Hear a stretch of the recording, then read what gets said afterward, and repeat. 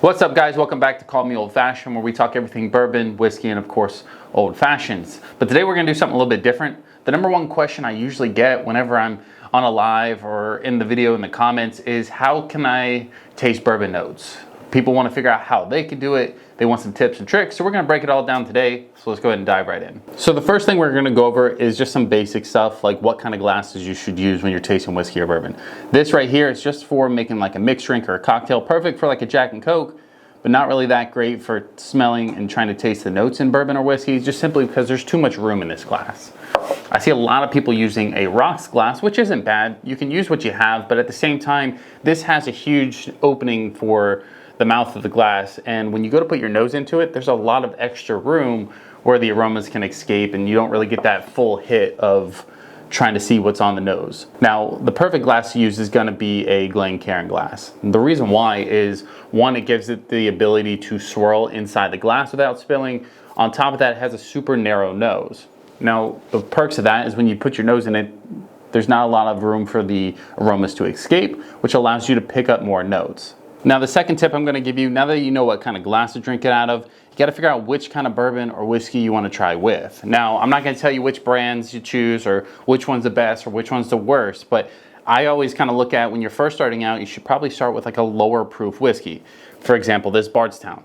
People will say it's super complex, has a ton of different notes in it. It's also very good, but at the same time, it's 126.8 proof. For somebody that's just starting out in bourbon or whiskey and they're trying to build their palate, like this is gonna be too high a proof for them. All they're gonna taste is the ethanol, the burn, and they're gonna be kind of pushed away from trying anything else anyway. So if you start with a lower proof whiskey or bourbon, it allows you to be able to pick up more notes. Because you think about it, when you're first starting out, your palate's like a baby palate. You don't know what to try or what the tastes are. All you're tasting is the alcohol. And that's what most people say, is that they just taste alcohol when they taste it. So how does anybody pick up any notes?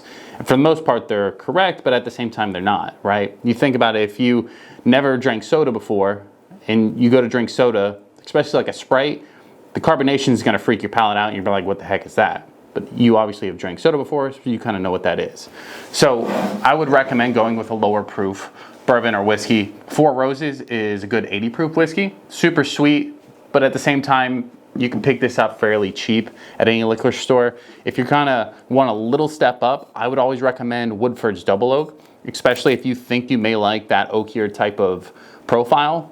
But this one is also a little bit more complex, not that bad of a price, and it's coming in right at 90 proof. So you can kind of slowly work your way up through different bourbons and whiskeys to allow yourself to build the palate. Along with this one in particular has a few different notes that are pretty distinguishable for most people. This Woodford's Double Oak has a chocolate note into it. It was one of the first notes that I picked up when I first started, because I was like, wow, it tastes like hints of chocolate in there. And because I was able to pick that up, you can start to pick up other things as well. So let's roll into the next one. So tip number 3 is going to be doing different methods to the actual whiskey or the bourbon to try and bring out more of the notes or more of the profile. For example, you could do a pour of this Redwood Empire, but maybe for you, it's still too harsh, right? Even though it's coming in right around 90 proof, maybe it's still too much burn. You can't get past that alcohol taste that you're trying to figure out those notes in between. Most people can do like a drop of water or ice. For example, I don't have a fancy dropper. Some people do. I don't really put water into my bourbon like that, or at least not anymore. When I first started though, I would take just a drop of distilled water and I just pour a drop in there. It's kind of like you're watering it down almost. But what it does is it allows a lot of the bourbon to kind of open up, right? It's not the best way to get every little piece out of that bourbon, but it does allow it to be a little bit more tamer, to where you can pick up more notes off of it. And when you're trying to first start out, or if you're experienced for that matter, and you're trying to figure out different notes, it's a good way to start. Especially on the nose, like when you go in, some bourbons or whiskeys will have a ton of ethanol burn. You're just like, ow, it kind of burns. Put a little bit of water on it, it'll tame that right down. So the next part of that is if you really don't like drinking it, just neat. On the Rocks does the same thing. Now the one downside of On the Rocks is when bourbon or whiskey is colder, it's harder to pick up notes. Your nose automatically picks up that cold scent rather than the actual bourbon. But when you're first starting out, it's a good way to kind of practice with different types of whiskey, different types of methods, and you can figure out what works best for you. For me, the ice method doesn't really work that well because I just smell that it's cold. right? The water method worked a lot better, but I see that a lot of people like this method, so maybe give it a try and see what's best for you. Now this next tip is actually one that I learned in Gatlinburg, Tennessee. I went to the Sugar Lynn's distillery, right? And they do tons of different tastings there, and they kind of teach you about, you know, their products and stuff like that. But they have one in particular that is an Appalachian apple, right? And the way that they designed it was when you breathed it in, you would get caramel and sweeter notes like that. When you breathed it out, you would get like a Granny Smith green apple. So when I got back, obviously like the moonshine stuff's great, it's cool, it's gimmicky, but for me, I'd much rather have a good, you know, bourbon or whiskey on a Friday night. So when I got home, I had Woodford's Double Oak and I gave myself like a quick pour, right? And I did that same method, right? But what I kind of learned is when you, obviously on the nose, you can get tons of caramel, chocolate, things like that, right? And because they have two different distinct notes on this one, I was like, let's give it a try. So I took a sip, right? And when you breathed in, it was tons of caramel, things like that. It's typically like a sweeter note. Like if you go, a lot of times when you do that and you breathe in, it allows you to kind of open up your taste buds just a little bit more. Same thing, when you breathe out, you get tons of chocolate notes as well. And that's kind of where I kind of learned that if I just kind of do maybe a quick breath in, a quick breath out, I can pick up different notes because it's that temperature change or whatever it's doing on my palate is allowing me to grab different notes at different times. And you don't have to do like a big exaggerated, like big breath or something stupid like that, right? You can just do it slight. Some people like to do the method where, you know, you kind of take a sip and then you breathe just a little bit. You breathe, you hit your nose, get a smell, open your mouth when you take a whiff through your nose, just, and it allows the nose to kind of go back through your pipes and kind of hit your taste buds that way.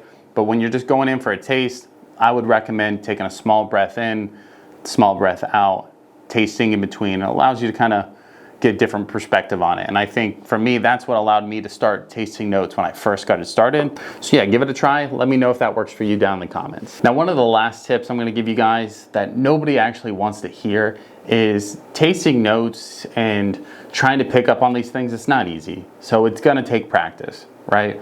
The more bourbon you drink, the more acclimated your palate's gonna become, where it's gonna be easier for you to pick those up. When I first started, all I tasted was alcohol as well. I'm 30 plus years old now, and it's still not the easiest thing in the world for me, but I've drank so much bourbon and whiskey at this point, it's easier for me to pick it up. But I remember when I first started drinking alcohol in general, as soon as it hit my tongue, I was like, alcohol, right? That's all you can really pick up when you're first starting. So if it's not working for you right away, you know, I'm not gonna motivate you to keep drinking. That's your prerogative. But at the same time, I would say, if you really want to pick up the notes, just try different bourbons, try different whiskeys, and just kind of slowly build your palate up. The one other tip that I will give you as well is if you just simply can't pick up any notes besides alcohol, what you can do is you can go to any distiller's website. For example, you go to Woodford's and you can go to whichever bottle you're drinking and look up the tasting notes. For example, it could say chocolate, caramel, probably vanilla, cinnamon, things like that on that profile. And especially if it's a new bottle to you, you can actually look at whatever the tasting notes is and try to pull them out yourself. You can say, okay, I know there's chocolate in there, right? And search in your palate through the nose, through the mouth, and try to see if you can pull it out that way. A lot of times you'll see these YouTubers doing blinds and people hiding their bottles, and that's great because they've had a ton of different whiskeys, they've built their palate up, right? So they can pick up those notes without even thinking about it. But if you're just starting out, you can go to the distiller's website, look up the notes, and start trying to pinpoint what's actually in there, right? So that way you can kind of learn what each note actually is, because it's not like you smell chocolate and you're like, oh, candy bar, right? I mean, I do now, but when I first started out, I was like, what is that, right? And you start to kind of really think about it and you say, okay, that's probably chocolate, right? Just like when you taste a bourbon and you taste vanilla, you're like, okay, that's probably vanilla. There is actually no additives in any bourbon or whiskey. That's the fun part about whiskey and bourbon is each recipe and each mash bill is kind of complex in its own, where you can pick up different scents that kind of remind you of different things. For me, chocolate. For example, Old Forester 1922 does have tons of different notes of banana and caramel and things like that, but they obviously didn't put a banana in their whiskey. So I would say go to the distiller's website, you can look them up, and try to build your palate that way and just start taking different pieces from everybody, right? Some people also like to use the method of where you smell from each nostril. I do that as well, but the biggest thing for me is not picking it up on the nose, it's picking it up on the palate, and that's where most of you guys have left me comments saying, hey, I can smell this up, but I can't taste it. So maybe give the breathe in and out method a try. Go ahead and try different whiskeys, different glasses, things like that. So if you like videos like this, like, subscribe. If you want me to do another one where we go even more in depth, feel free to let me know that as well. But of course, guys, I will see you guys on the other side. Peace.